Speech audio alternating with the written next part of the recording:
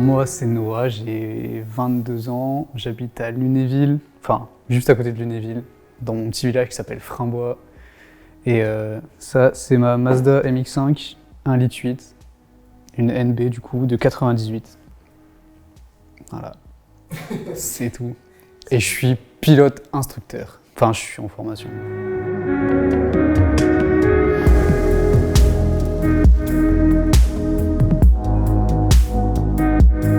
Je suis passionné depuis que je suis tout petit, à cause de mon père du coup, j'ai toujours eu la gueule dans les voitures et puis mon père a toujours été là-dedans donc j'ai pas eu trop le choix en fait.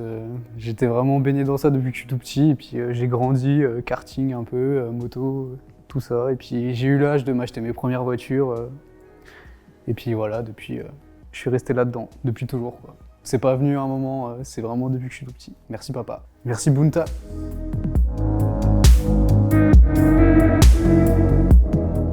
Alors, les différentes voitures que Bunta a eues. Bunta alias mon père, beaucoup d'escortes, Phase 3, des RS Turbo, RS 600i, personne connaîtra mais c'est pas grave, on le dit quand même. Une Corrado G60, 306 S16, Corrado G40, la fourmi. Des Alpha GTV avec le Busso dedans. Après, beaucoup de breaks diesel parce que c'est devenu un père de famille du coup. Aujourd'hui, il roule en série 1 diesel.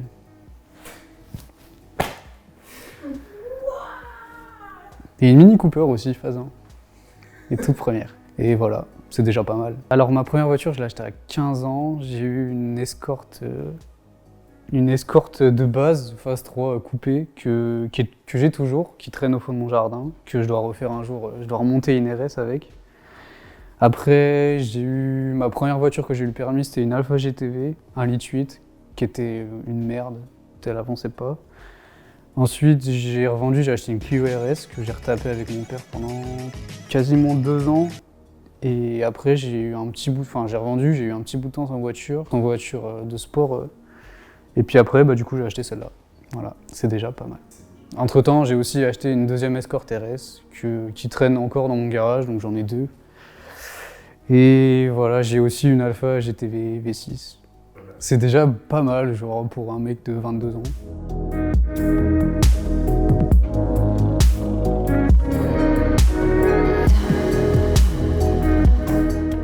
Pourquoi j'ai acheté celle-là du coup? De base, je devais pas du tout acheter ça. J'économisais pour acheter une autre voiture, j'étais pas trop décidé encore. 350Z, DC2, une Integrale Hyper, je savais pas trop. Et du coup, ceux qui suivent savent que c'était la voiture d'Alex avant et que voilà, un jour il me l'a laissé pour que j'aille lui passer le CT. Du coup, je l'ai eu pendant une journée.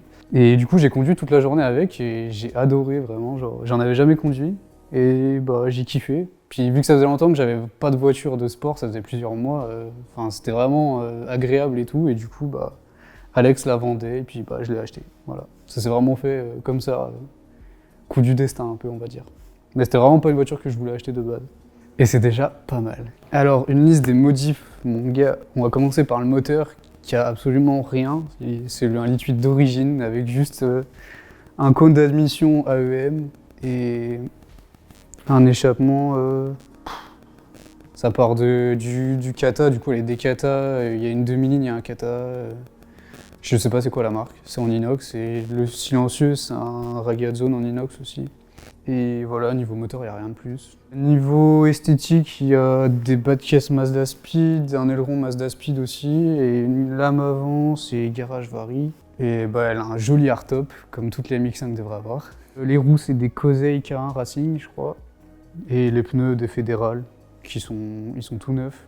Niveau perf, elle a des freins un peu énervés devant, genre des disques rainurés percés avec des plaquettes un peu piste, on va dire, track D. Des combinés filetés, des Meister R, c'est des Zeta CRD. Des Zeta CRD. On dirait le nom d'un disque dur. Qu'est-ce qu'elle a d'autre?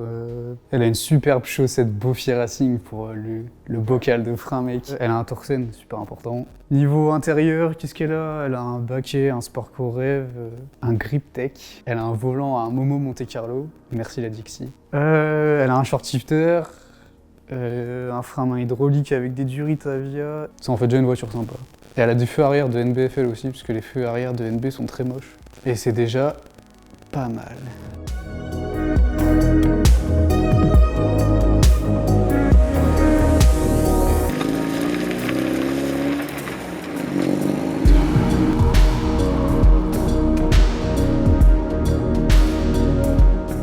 Ouais, j'en suis content en vrai, ça va faire 1 an que je l'ai du coup. Et j'ai pas beaucoup roulé avec, j'ai dû faire 5000 km avec, même pas, parce que j'ai une autre voiture à côté du coup. Bah, vraiment, genre à chaque fois que je la conduis, je suis content, genre c'est super fun, même si ça avance pas des masses, c'est super drôle, la direction elle est archi cool. Tu ressens vraiment tout dans le volant, genre c'est super incisif, le châssis est super bien pour un cabriolet. Et bah, c'est un peu joueur de l'arrière, tu vois, comme il y a un autobloquant et tout. Même s'il n'y a pas beaucoup de puissance, tu peux déjà t'amuser et tout.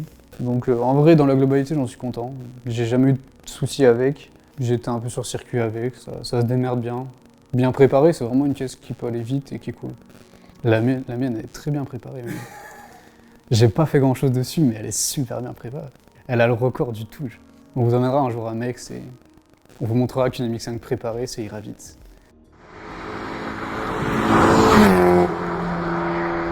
Ça ira vite dans le fossé.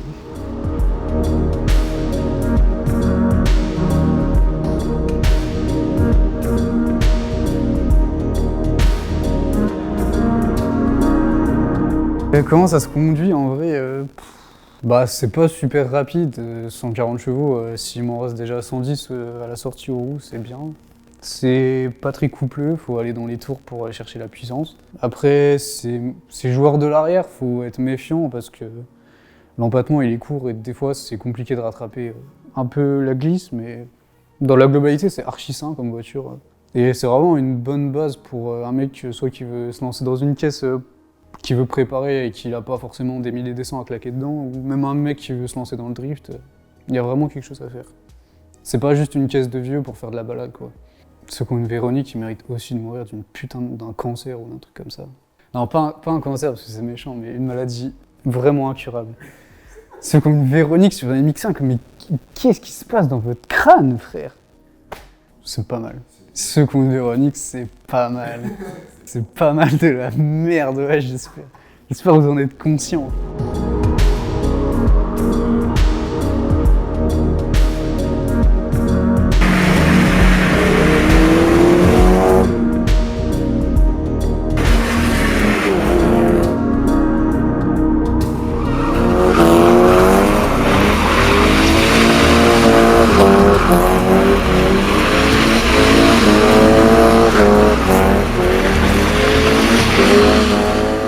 Qu'est-ce que le futur apporte? Sur celle-là, j'aurais bien aimé faire autre chose. Sur le moteur, j'aurais bien aimé monter un peu la puissance.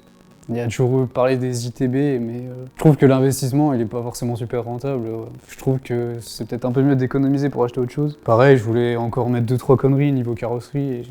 Non, je pense qu'elle va rester comme ça et que je la revendrai comme ça. Après, niveau caisse que j'aimerais bien acheter plus tard, il y a toujours l'Integra Hyper que j'en ai toujours voulu une, donc voilà, j'aimerais bien, même si les prix commencent à s'envoler. Et puis, si jamais je trouve une bonne occasion, une RX-7 FC, pourquoi pas.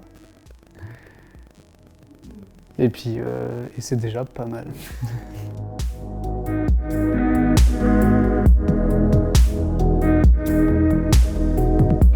C'est une caisse qui a mauvaise réputation parce qu'elle est souvent mal modifiée. Et bon, ça rouille, c'est vrai, hein, c'est pas super bien construit, mais c'est vraiment une caisse genre, qui a un gros potentiel et les gens, ils en sont pas conscients. C'est dommage parce qu'il y a vraiment un truc à faire, il y a des pièces pas super chères, tu peux vraiment tirer quelque chose sans forcément investir des milliers d'euros. Et voilà, bah, acheter une MX-5 en vrai, c'est super cool. Ouais, c'est sûr que les prix ils montent après, mais... Après, maintenant, je suis tenté de dire que ça vaut plus le coup d'en acheter une parce que quand je vois que les NB 1.8 ça dépasse quasiment les 10 000 euros, c'est abusé, même les NA ou quoi. Mais... Et puis, ouais, après, si j'ai quelque chose à dire, c'est n'achetez pas, achetez pas ça au prix, achetez pas des MX-5 avec 13-14 000 euros. Enfin, il y a beaucoup mieux pour le même prix.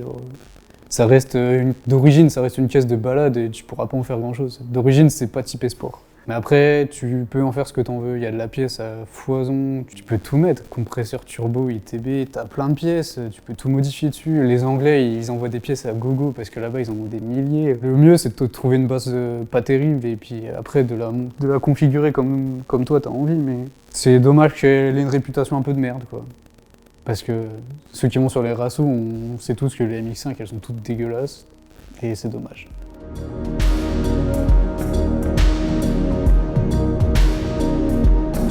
Non! Je voulais pas mettre des ITB AliExpress. Je voulais mettre des beaux GNV là, mais frère, vas-y, ils sont comme ça. Il y en a 4 comme ça là. Je voulais en mettre là, mais vas-y. Elle fait déjà un super bruit la mienne. Hein. Pas du tout. Le bruit pue la merde, frère, c'est fou. Malgré tous les efforts du monde, le bruit est nul. Achetez-moi un Cobalt, s'il vous plaît. Abonnez-vous. Gu-du-bas pour... voilà, allez suivre. Le Gu-8 pour GU-8 POWA. J'ai pas d'autocollant à ma disposition, mais allez vous abonner quand même. Et voilà, c'est tout.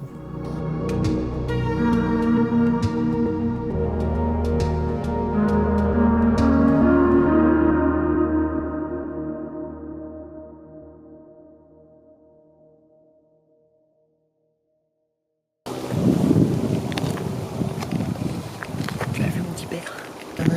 Ça caille ça, mais...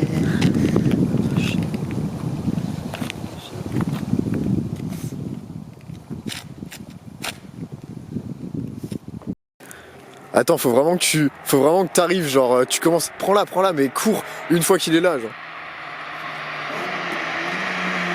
Pile quand il s'est arrêté, t'y vas.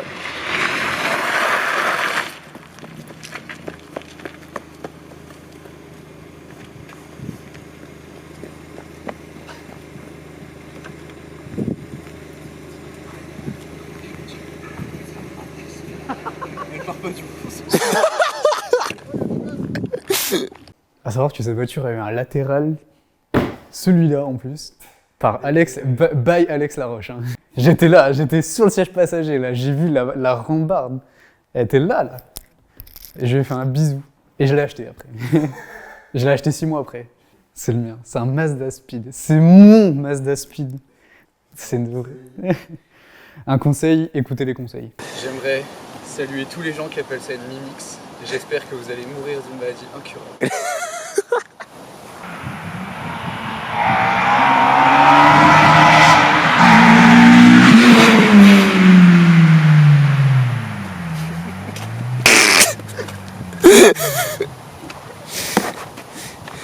Wesh! J'ai vu sa grosse gueule comme ça. Il était énervé au moment.